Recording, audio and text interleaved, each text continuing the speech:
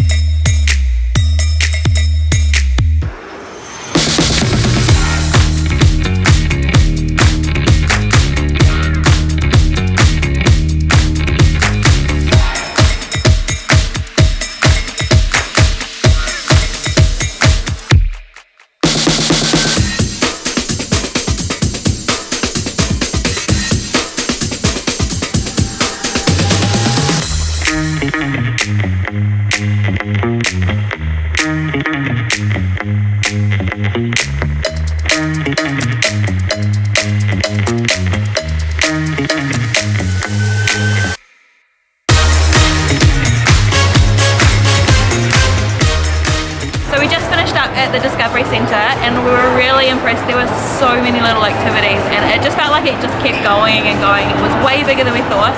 The Make It Centre wasn't as good as we thought it was. There was just too many people in there. I think it would be better. They said that there was not normally that booked, but there wasn't many activities the kids could do because the stations were all full.